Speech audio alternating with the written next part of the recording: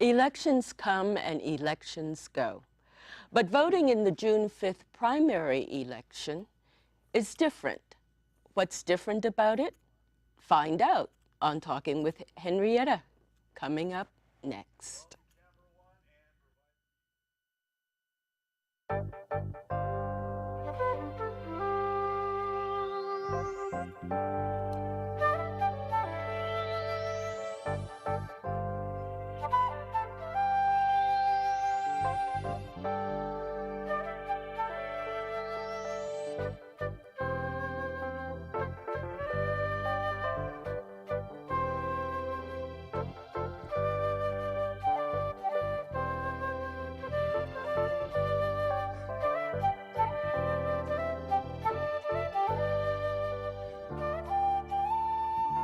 Hi, I'm Henrietta. Welcome to the show.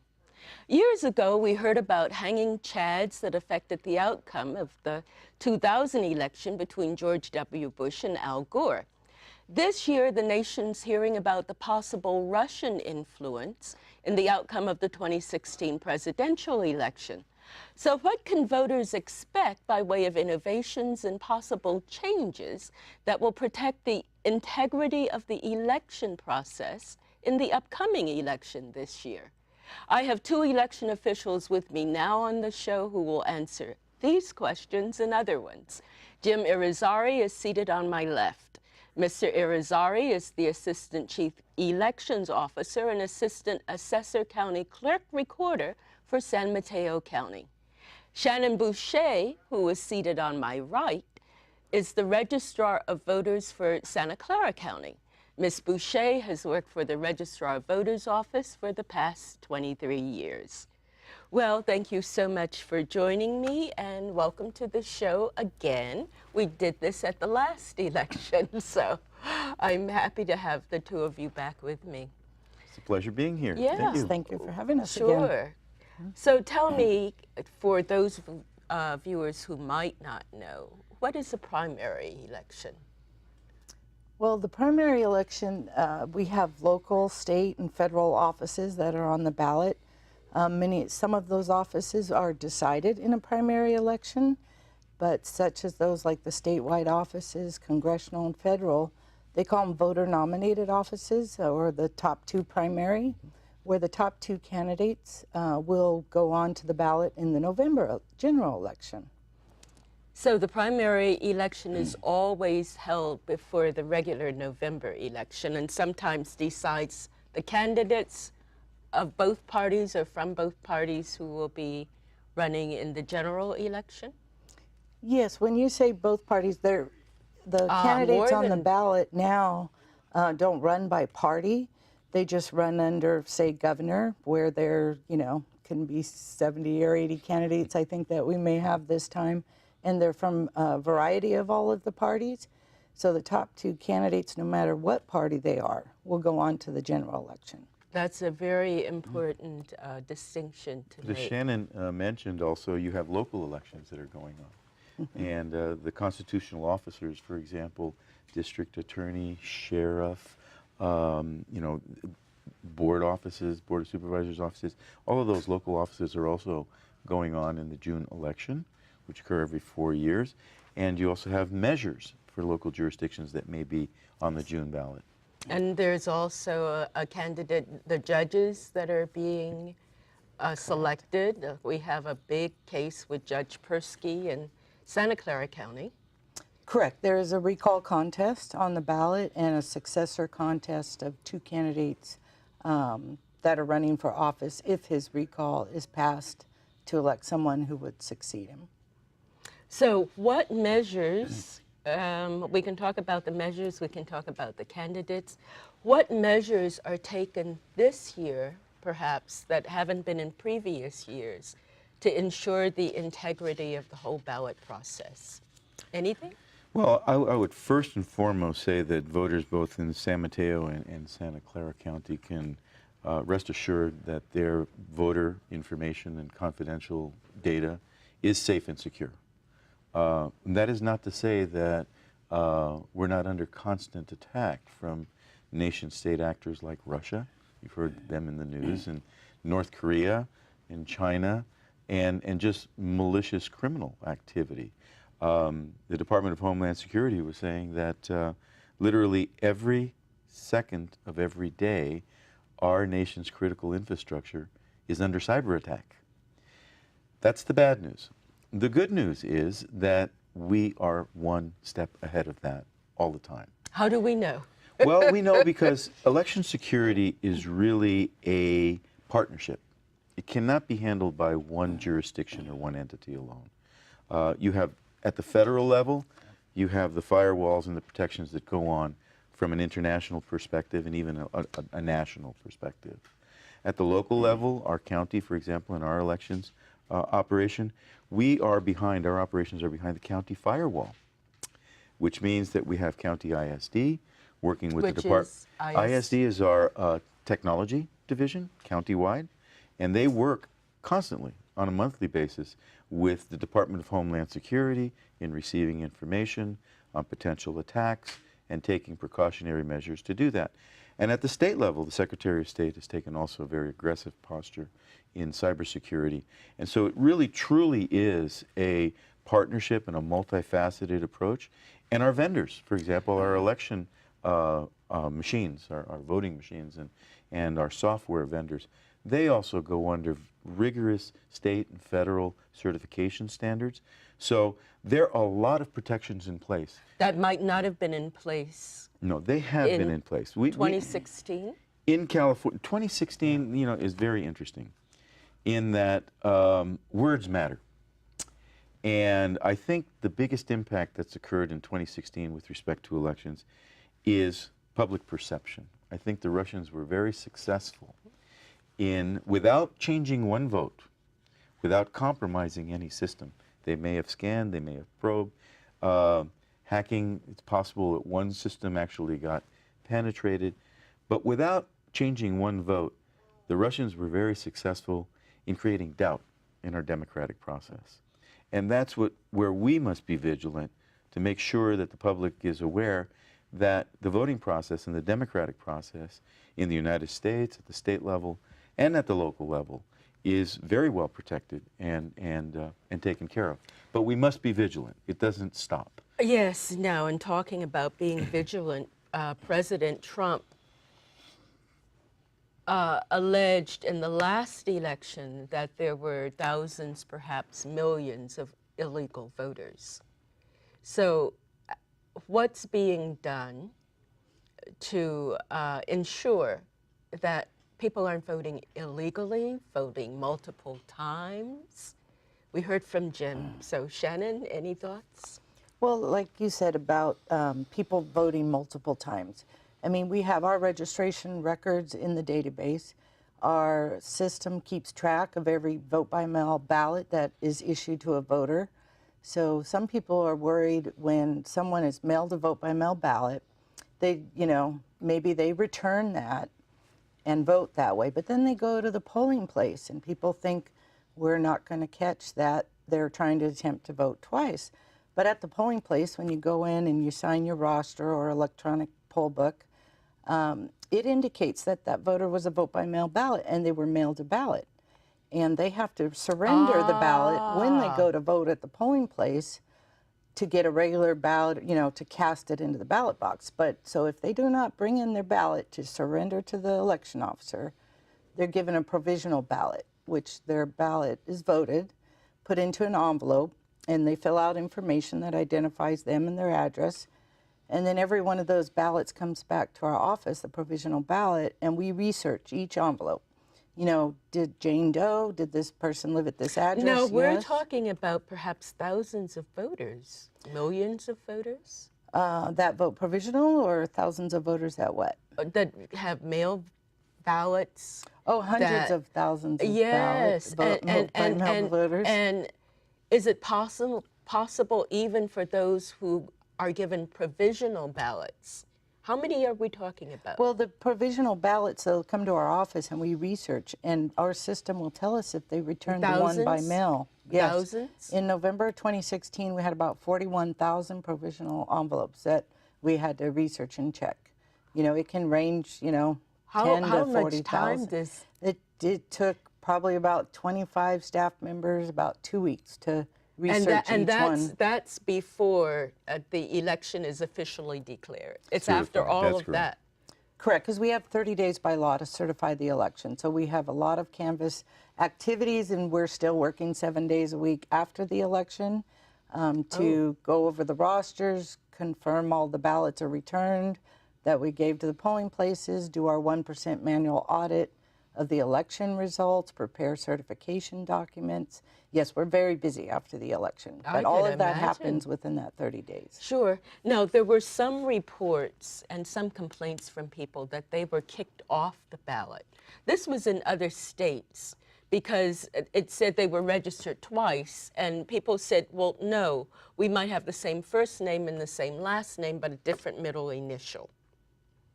Is that possible in San Mateo County or Santa Clara County, that something like that could happen? No. No. No. No. In human error can occur anywhere, so we have to be careful. You know that when we make a statement, know that it can never happen. But very rare. I haven't seen it in my career here.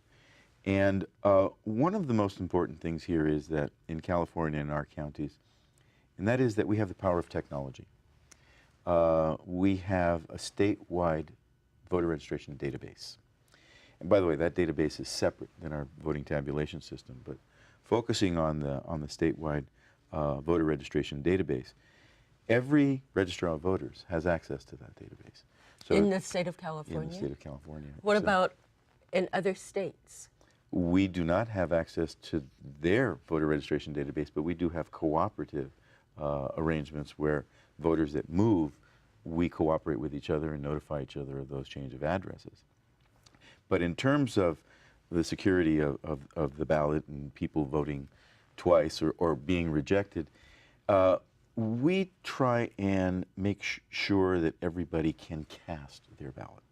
We're there to facilitate that process, and we're not there to impede it. So as Shannon said, if there's a question, we'll give a provisional ballot out. But the beauty of, for example, in vote centers where we're going towards right now in San Mateo County, is that our vote centers are going to be connected in real time to the statewide voter registration database. So when a voter comes in to either register to vote or to cast a ballot, and we check it against that in real time, against that voter registration database, we'll be able to verify their voter registration status, but then we can also find out if they voted in Humboldt County, or if they voted in San Diego or Santa Clara County and crossed the line, because it's instant, it's real time. Now, that is if everything is going smoothly. But we know that technology isn't fail-safe, foolproof. Suppose the computer goes down, the database goes down. Could that happen? Sure. And what happens? Paper ballots. So you can't check at that time? No, but we have 30 days to certify an election. Oh, okay. May take us a little longer. We'll get done with it. There's redundant systems and there's backup systems there. You know, and we painstakingly take precautions to make sure that we have servers and backup servers, and we have our tech people available. So. And none of this can be hacked? No, it cannot be. Well, I'll take that back, because anything can be hacked these days, but not our voting systems that easily. Okay.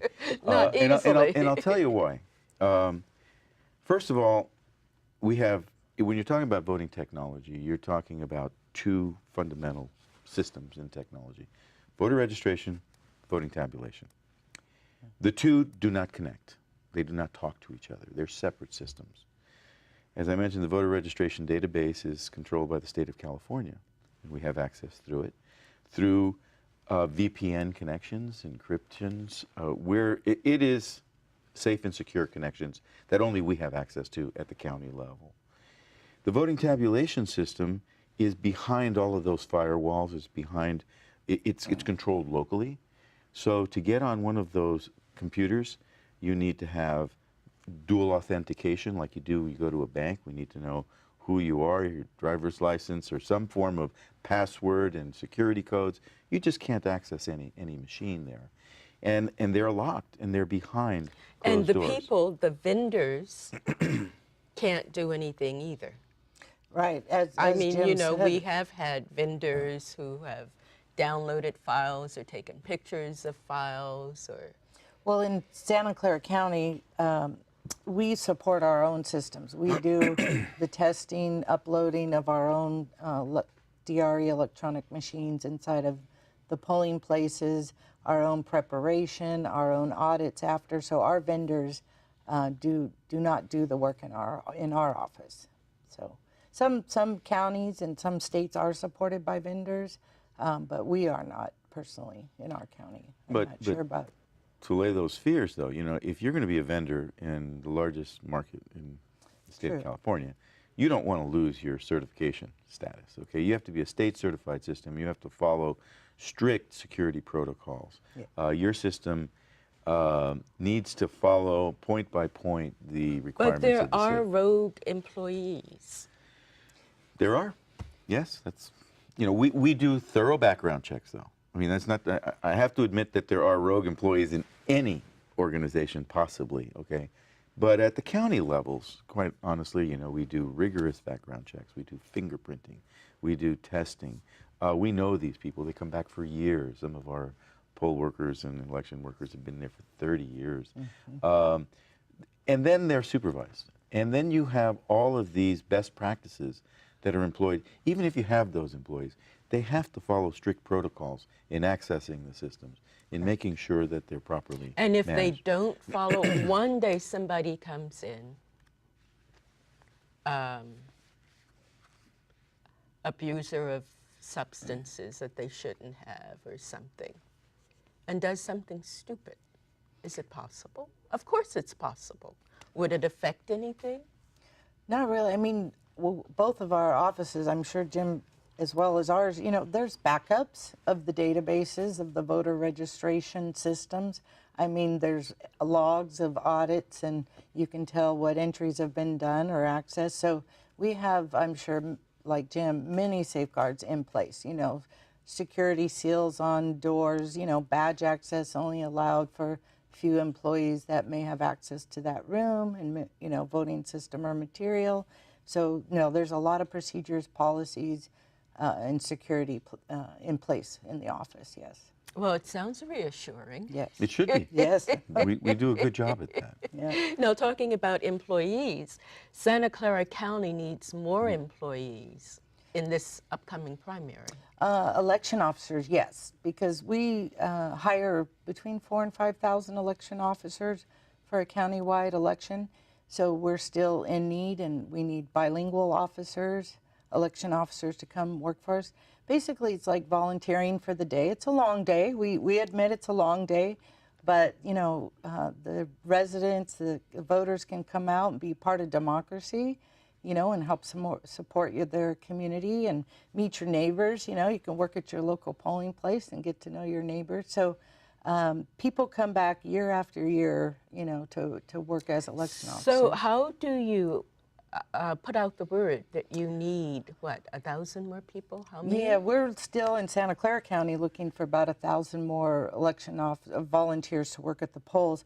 We do anything and everything we can. We have ads on buses. We do press releases, print ads, TV ads. You know, there's online. And people have to be there several days before the election because there's a training period. Well, we have an online training class that they take, and then they now come in for an hour-and-a-half hands-on training. And maybe the supervisor at the polls may set up the night before with a couple of the staff, but then they work the entire election day. So it's from like, what, 6 in the morning until 8 at night? Or? Yeah, but it's very fulfilling. I mean, we hear people that, like I said, have been doing it for years and are interested or get their children who just, graduating high school, because you can be 16 years old and in high school actually and still come work. So we have student poll workers, election officers range in all ages. So we are still in need, and we're trying to support 20 languages at our various different polling places. So. Yes. Now, these are people who don't need to be fingerprinted, or not in Santa Clara County. But. In San Mateo County, it is different, in the sense that we now have a new election model. Santa Clara County presently has a traditional polling place model where you have poll workers that are basically volunteers on election day, and that's who they are. You have your staff behind that scene, supporting the poll workers. But in San Mateo County, when you move to a all-mail ballot vote center election, you now are hiring employees. You're not working with volunteers. We have a few volunteers that'll be at the vote centers, but we have a classification that we've established called vote center representative. That vote center representative is going to work at the vote centers, have access to the databases and all of the information there, so they have to pass a background check. They have to be fingerprinted. So let's start from the beginning. You indicated that the election process in San Mateo County is this year very different from the one in Santa Clara County. Yes. So let's talk about why it is, what the change is, and how it came about. Well, it came about as part of a state legislative effort to improve access and accessibility for all voting groups. And you've seen a series of laws that have come from the state legislature to increase voter participation. One of those laws was SB 450, the California Voters' Choice Act. And the California Voters' Choice Act, which is effective January 1st, 2018, authorized 14 counties in the state of California to conduct all-mail ballot vote center elections. Now, was this something that the public voted on, or this was legislation in Sacramento? This was legislation in Sacramento. Okay. And the model that was chosen is a model that's very similar in Colorado, which is an all-mail ballot vote center model. It's not like a Washington or an Oregon model, which is more heavily all-mail ballot. So effective January 1st, 2018, there's 14 counties that are eligible to participate, and 5 chose to do so for the June election. San Mateo County was one of those 5. And what that means is that we will then set up a system of moving from polling places. We had 205 polling places, 1,600 voting machines, 2,000 poll workers on election day. Moving to a vote by mail and a vote center model, we now will have 40 vote centers countywide, 39 plus a voting center. Unlike a polling place, but it'll be very similar to a polling place, but unlike a polling place, you literally can vote at any vote center in San Mateo County if you're a resident of San Mateo County. In a traditional polling place election, you must vote at the polling place in your neighborhood that covers the precincts that you reside in. So the model changes from 205 polling places to 40 vote centers. And you can vote, what you're saying is you can vote any place in San Mateo County at a voting center that you would like to vote in. Yes, and you not only can vote, you can go to a vote center and you can replace your ballot. You lost your ballot, your dog chewed on it, you didn't get it. Whatever happens, we're there to serve as a vote center all of the voting needs. And because we're tapped into the voter registration database real time, we can issue ballots. We can issue replacement ballots. And I read, and you can tell me if it's true, on the day of the election, if you haven't registered to vote, you can go in and register to vote and vote. Yes. What you have is conditional voter registration, and that's true throughout the state of California. It's a little bit different in San Mateo County when you have vote centers, however, because you'll be able to conditionally register to vote.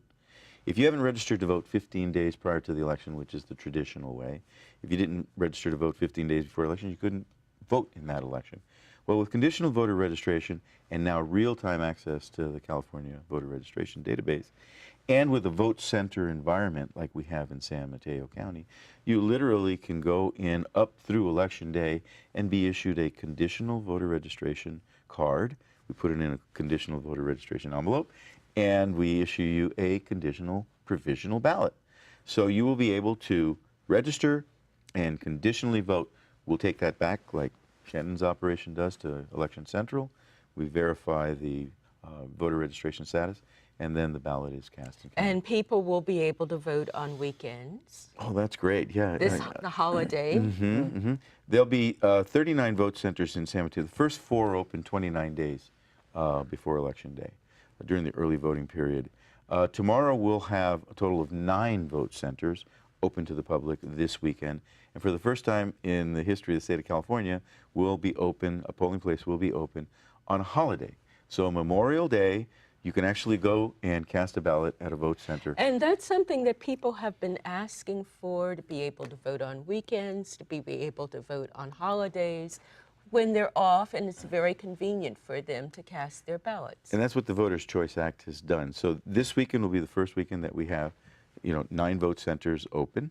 And then next weekend we'll have 39 vote centers open, Saturday, Sunday, Monday, and then on Election Day, it'll be open traditionally from 7 to 8 a.m. Now, Jim just said, Shannon, that there are 5 counties that decided this year to set up their voter registration according to the Voters' Choice Act. Santa Clara County isn't one of them. Correct. Why not?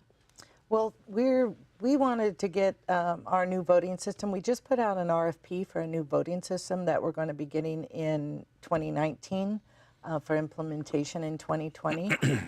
We did bring information to our Board of Supervisors this year, back in March, about the Voters' Choice Act. We'll be bringing more information later this year so that they can make a decision for our board to decide if they would like to implement the Voters' Choice Act in Santa Clara County for the year 2020. As Jim said, it's optional for counties to do, optional for the one of 14 counties in this June primary, and beginning in 2020, it's optional for any county in the state to implement the Voters' Choice Act. Would you foresee any downside? For example, you said if the Board of Supervisors decides, might there be a reason why one of them might not, or 2 of them might not, or some of them might vote not to go this particular way? Well, I wouldn't want to speak for our Board of Supervisors, but it depends on maybe what their constituents say to them, if they're pushing for the opportunities or maybe not pushing. What the limited information I have so far about what our boards, the public has brought to the board, has been in favor, of vote centers moving forward. We've had several organizations come to the board meeting that we did have in March to encourage the board to already pass it. And it's like, well, we'll bring them the information later this year to make the decision. So far I'm aware that organizations are looking forward to having the vote centers, but the decision needs to be made. Sure. Now, I think you said there are 14 counties that agreed to go with it. No, 14 counties that were selected by the state legislatures eligible January 1st, 2018 to participate.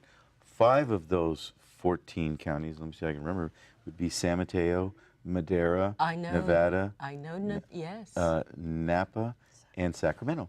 Yes. So those 5 counties elected to be Voters' Choice Act counties this time around. The state legislators selected 14 that were eligible. What determined the eligibility? A familiarity with the all-mail voting process. Those counties you'll see have high percentages of permanent vote by mail voters. They may have conducted also several all-mail ballot elections, and a receptivity to the process. But generally speaking, what you'll see is, like in San Mateo County, 67% of our registered voters are permanent vote by mail. Irrespective of whether you have the California Voters' Choice Act or not, they're receiving a ballot in the mail. So we have that experience, and that experience is what got us there. What about in Santa Clara County? How many are voting by ballot?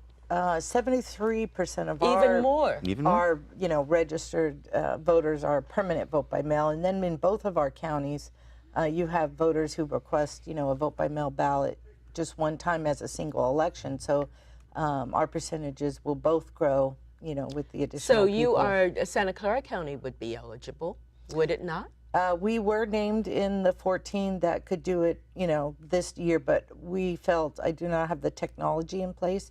I don't have the electronic poll books to access the database, the voter registration database from all of the locations, and we wanted to get the new voting system. So that's why we're going to implement the new technology next year with a goal of then the board could choose to go to the Voters' Choice Act, but nevertheless, we're still going to implement a new voting system for 2020. Now, how is it San Mateo County was prepared? Our Board of Supervisors has been very supportive of all mail ballots. They went on record in 2015 to support AB 2028, which was the all-mail ballot election under Assemblyman Mullen's legislation, which created the first local municipal consolidated school district election, countywide election, that can be administered as an all-mail ballot election. That election proved to be extremely successful in terms of voter turnout, in terms of cost, and in terms of efficiency. Okay, so let's go back. 73% of the voters in Santa Clara County voted by all-mail ballot, right? Yes. So Santa Clara County has had a lot of experience with it, right? Correct, but San Mateo County has had experience doing a pilot as a mail ballot election, so they've had more experience in conducting an all-mail ballot election, correct? You did the pilot election? Exactly. So that pilot election really did give San Mateo County an edge to know how the system works. Now, Shannon said that the technology isn't there yet in Santa Clara County. How is it the technology? You feel very confident in the technology in San Mateo County. What we did was we have an electronic voting system, Hard InterCivic, that is reaching the end of its useful life, but it is a very good system. And if we were to participate in 2015 in the all-mail ballot election, we needed to adapt that system to a vote center environment. And we were successful in working with that technology to do so. So we felt that our current system could handle the all-mail ballot election under SB 450. We too, like counties that will be moving to the Voters' Choice Act, will need to put in new voting systems in place that are more adaptable to that system. But as Shannon said, in all fairness to counties that haven't participated in the act, we have a running jump on the process because we did do AB 2028. We know our community outreach and education process and bringing together the groups. We know the technology. We know how the vote centers, the challenges that come with that. So we were in a unique position compared to other counties to move forward on SB 450. The report that we wrote to the state legislature back in 2015 really served as the basis for SB 450. Many of the recommendations we made and the systems we had in place were incorporated into the new election. So we will see after the primary vote how well it all works. Yes, all the other counties in California will be watching, and the 5 counties that are implementing, and very interested in hearing, after the election, what worked well, what didn't work well, what snafus were there. Was there really multiple voting? That's not going to happen. Not in our counties. I can guarantee you that. But what is going to happen is our Chief Elections Officer, Mark Church, has commissioned a study. We've contracted with a researcher who is an expert in this field, and she's going to be, as we sit here today, they're already structuring the surveys and going to be conducting an extensive study on impact on voter turnout, on costs, and just the whole all-mail ballot process under SB 450.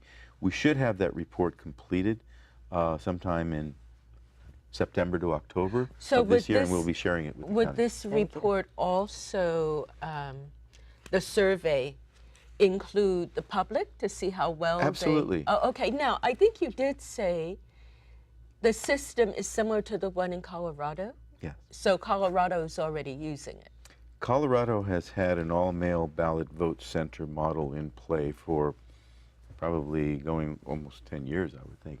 Oh, Maybe really? not quite a decade, but definitely for a while. I would say at least 5 to 6 years. I don't know exactly the first time. They've had pilots that started earlier. But they've had this system in play, similar. California has a unique system. Keep in mind that it's called the Voters' Choice Act. The purpose is to provide options to voters on how they may wish to cast their ballot. As Shannon mentioned, many voters like to go to polling places. They love their polling place. You know, the coffee's brewing. You know, they get to talk to the firefighters at the fire station. There's cookies there. They Really? get to meet their, neighbors that they I haven't have seen. always gone to the polling place. I have never seen the cookies.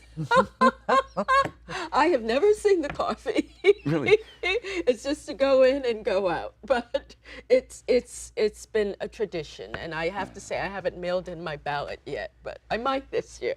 Oh, but I had to have requested it already, right? The deadline is this coming Tuesday, Oh, so okay. you still You have still have time. 4 or 5 days if you need a I mail have ballot. time to get it, and I don't have to use it. But Well- I do have to bring it with me if I go, right? You don't have to. If you bring your ballot, your vote by mail, and return it in, you can get a ballot that you can drop in the ballot box. If you don't bring in your vote by mail ballot, you'll go to the provisional ballot that we explained earlier. But you don't have to wait. They're doing the Voters' Choice Act, but Santa Clara County is, at least we've added additional vote centers this year. We've been doing vote centers, 5 of them, since 2013. And so this time we're doing 7 vote centers and our office, and increased it from the 2 weekends before the election in the past to we're trying the 10 days like they are, but only with 7 sites for our own kind of mini pilot in our county. So you can go vote at any of those 7 sites starting Saturday, and we'll be open on the holiday also. So I don't have to go to my regular. No, you can But go would to it one still of the be vote open? centers. Yes, Oh, it depends on where I live, though, huh? Well, with the 7 centers, you can go, as he said, you can go to any vote center. A polling place is one single ballot type, one version that you must go to your polling place. But at the vote center, any voter can go to any vote center in the county because they have access to the database to look you up, And this see is what the ballot first you time. need. This is the first time Well, for Santa we're- Clara County. We're extending. We've done vote centers for since 2013, 5 of them, but this is the first time we're trying the 10 days. And how has it worked out, the vote centers? Actually, they've been very popular, as I'm sure Jim knows, because they've been doing the vote centers and the mail ballots. They've been very popular. Every year they increase in the number of ballots that get dropped off at the vote centers. We get a high percentage of ballots returned at the vote centers, or, like he said, you can replace your ballot, you can pick up a ballot, drop off your ballot. So they've been very successful for the number that we have done. Yes. Now, primary elections aren't necessarily big draws for the voters. One doesn't see as many voters as in the presidential elections. That is correct. I mean, a primary gubernatorial election is the lower turnout, harder to recruit volunteers and election officers. We're only estimating about 35 to 45% turnout in Santa Clara County for this. So. And we're expecting about the same. Yeah, we wish they would all get out and vote, but it is. We are hoping that with the all-mail ballot process, because literally every registered voter in San Mateo County now has a ballot in their hands. So they have in their hands the power to determine the future of their communities without. All they have to do is look at it, right? And- Open it. And we've even made it easier because we've added postage paid envelopes. So you don't even have to go and put a stamp on it. All you have to do is vote on your ballot, put it in the envelope, and mail it.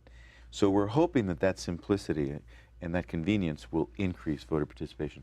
It did so in the 2015 election. And we had our vote centers very similar to what we have here. And in the 2015 election, interestingly enough, because the all-mail ballot election worked, 97.5% of the ballots cast in that election came through the mail. And we're talking primary election. No, that was a November 2015 consolidated election, countywide consolidated election. So we didn't have state measures on there because the law didn't allow us to do that. It was pretty much of a local election. But in that election, again, only 2.5% of the voters cast ballots at the vote centers. So if your all-mail ballot process really works and people feel comfortable in utilizing that system, you should see the majority of the ballots coming through the mail.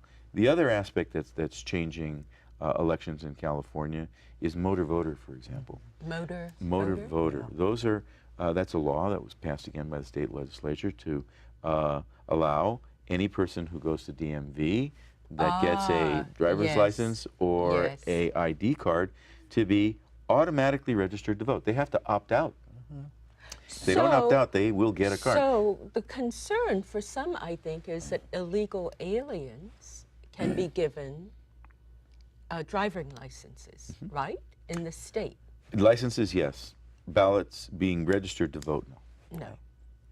Two different licenses, two different processes. And it would be known when they get the driving license? Yes. How? DMV. DMV goes through a series of questions, even more rigorous these days than our offices. And I know they take fingerprints now. To determine the actual status of the driver's license applicant or state registration card applicant. So you mean people can't just lie? Give a social security number? Give if you your want to go to fingerprint? jail, I mean, it's possible. If you're really bent on trying to commit voter fraud, there are safety practices in there. I'm not thinking about just voter But that's what fraud, it takes for somebody to do But I'm that. thinking when you go to get your license, just go full steam through everything, and saying, yes, I'm here legally and I'm entitled to this, and this. But now you have to provide information of your residence status and of your status. We don't ask, or DMV doesn't ask, immigration status, but does want to make sure that you're a California resident, that you live in the county, and that you provide information. So there isn't any reason why someone who's here illegally would not feel free to go get a driving license. They can feel free to go get a driving license, but they will not be, that license does not have that box that says registered to vote. That's only reserved for Would that citizens then of make them California. vulnerable To what? to maybe if they're stopped by the police and they don't have that box checked, that maybe their status might be uncertain? That you'd have to ask of Yeah, law enforcement. I don't think so, to be honest with you. I think it's a pretty straightforward process. They'll have a immigrant driver's license, which is distinctively different than a citizen's driver's license.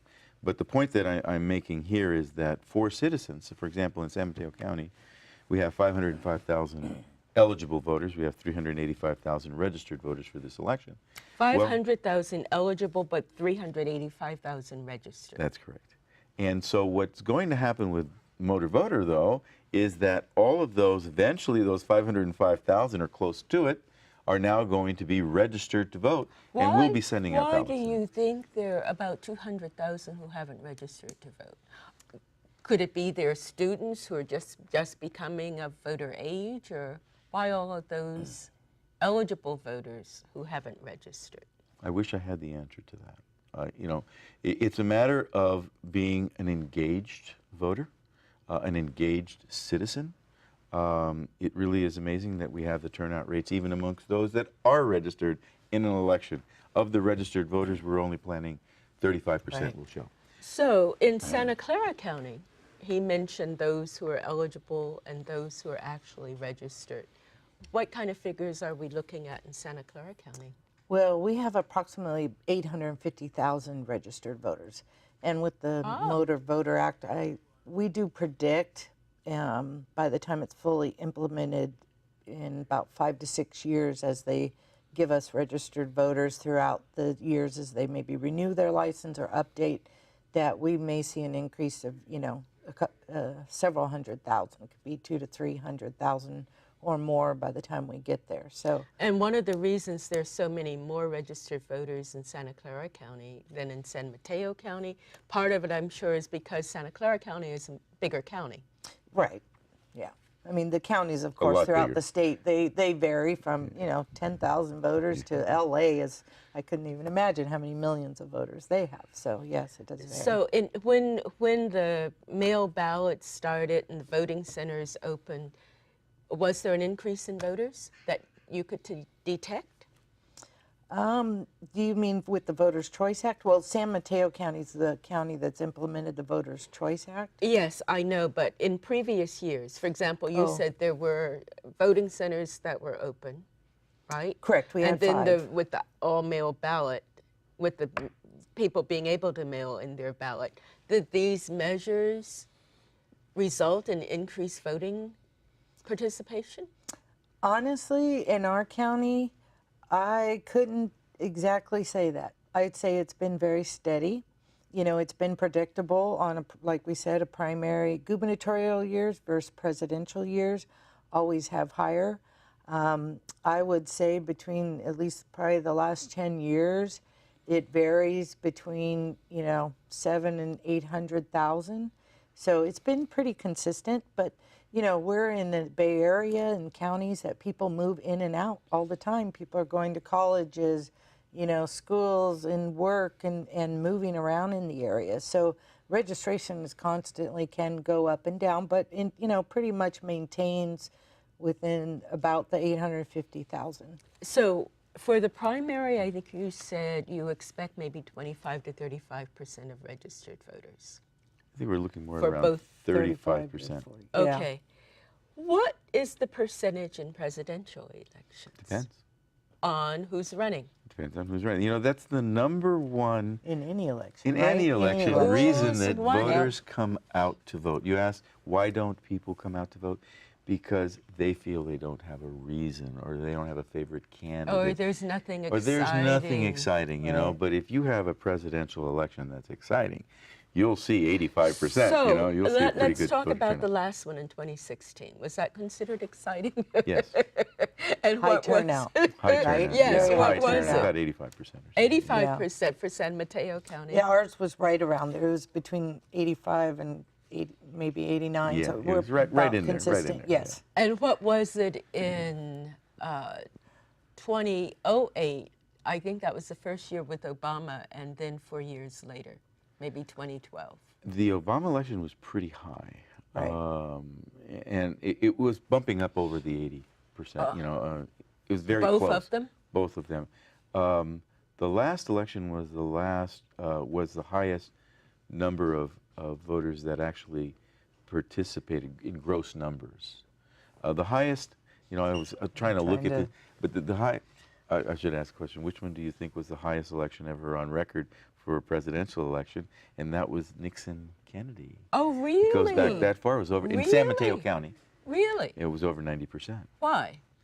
Again, think about the election. Who's on the ballot? And that was highly debated. And I expect the 2020 election coming is going to be Well, I right up can't there. imagine that Kennedy and Nixon were more controversial than Hillary and Trump. I mean, I think they each had their share. Yeah, well, they had their, a real difference in issues. Like Kennedy, we're going to change complete direction. Yeah, the voting public was engaged. At that election, I'll give away my age here. Let me see. I was in 1960. I was 9 years old. And that's the first time I ever put a voting pin on. Okay, so I remember. And you were even involved at 9 years at old. 9 years. Well, everybody was involved in the 1960. You had President John F. Kennedy, who was this young, charismatic, new age politician that came on the scene. And he was Catholic. He was Catholic. It captured the imagination of the nation, and that's why. It was really a very, very high voter turnout. I can remember the debates going on, in my house and everywhere I went regarding that election. Oh, it's the real first kind of televised. It was the first televised. That too. First televised. Yeah. Yes. So what was the highest in Santa Clara County? And how did last year's, or 2016, compare with the Obama years? I think we're Obama running elections. about the same lines as San Mateo County. It would have been maybe in the low 80%. But as we said in 2016, we were hitting closer, between 85 and 90, like San Mateo County. Any exciting issues on the ballot that will bring people out? I know Judge Persky, that will bring some people out. Well, you're stating a fact. We have the recall measure on the ballot, so there may be people interested in that. We have the city of San Jose mayor, though. San Jose's half of our voter population, over 400,000 registered voters in San Jose. So for that area, the mayor is a big race. So And Measure G. we have several, yes, local measures. Well, you're in the regional measure 3 And regional measure 3 is one 9 that's- Bay Area counties. So, that's, I've been seeing ads on TV for that one. And you have So- local measures that will also attract different jurisdictions. But relatively speaking, I think we only have 13 or 14 jurisdictions participating in this election. So it's not, from a local point of view, you have the countywide offices, and then you have these measures with the jurisdictions. You Only have the statewide. 13 jurisdictions? Yeah, let Meaning me how see, many jurisdictions? Yeah, are we there? have 70 jurisdictions in San Mateo County. But only 13? And 68 of them actually have governing boards that participate in election. Many of them have moved under, talking about laws, under SB 415, have moved to even numbered years, but we're in that process of change. So a lot of them, you really won't come on board for the even numbered year election until 2020. Many of the jurisdictions right now, because of SB 415, have moved their election cycles. But for this election, we have 13 participating jurisdictions and 12 measures. Anything like that in Santa Clara County? Odd years, even years? Yes, we still have about 5 jurisdictions left that are scheduled for an odd year election in November. We, over about the last 8 years, we've had every school district and every city that used to be in an odd year move over to the even numbered year election. And we suspect that the remaining special districts that are left over between now and next year will be moving to the even numbered year. So what difference does it make? Is it a matter of money?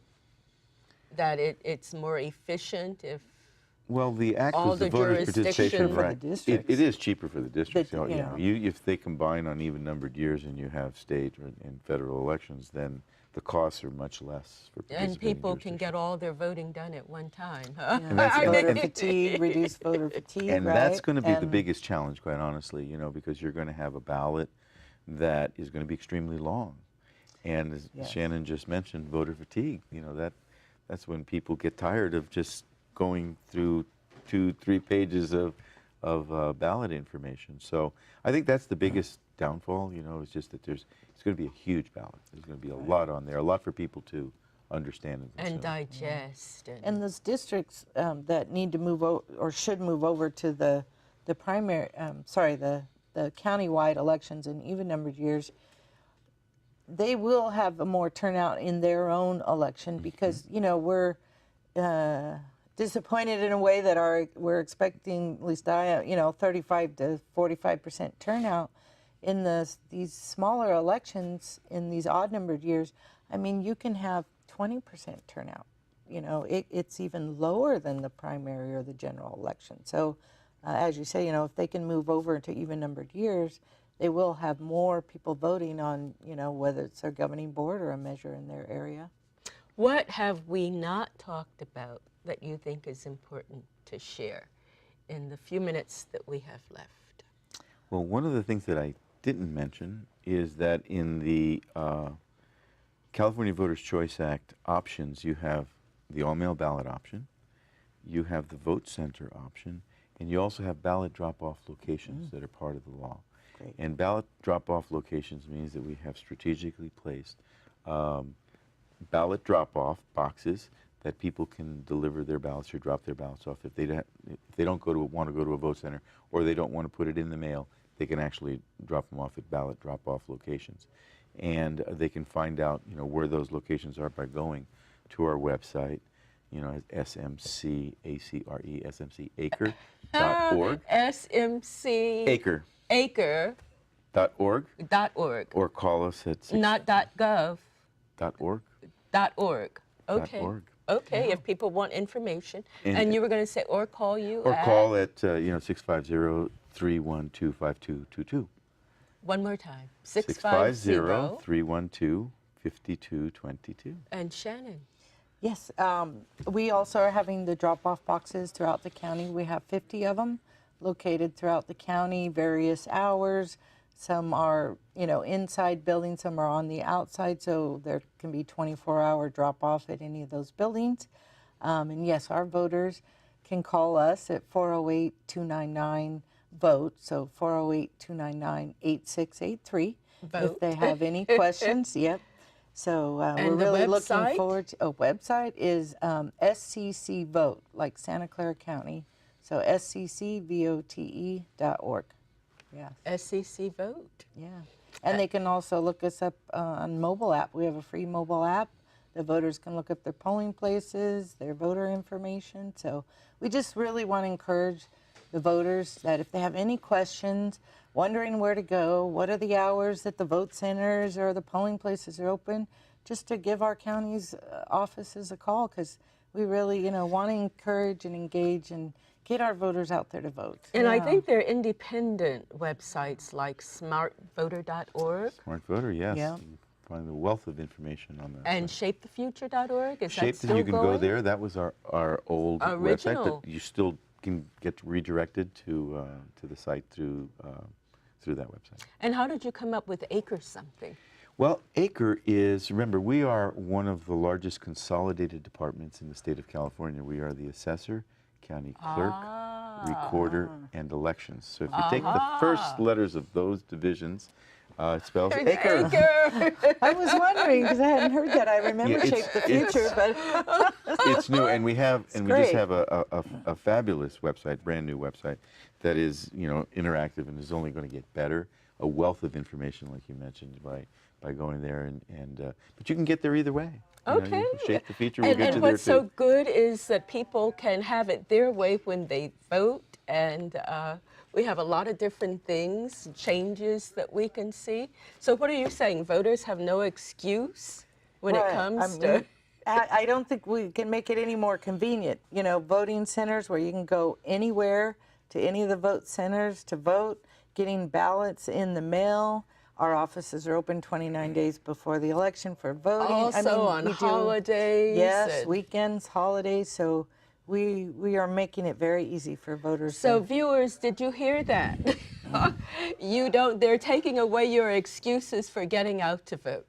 Thank you so much for being here and sharing the changes and all that's being done. And I'd like to thank our viewers for watching. Until next time.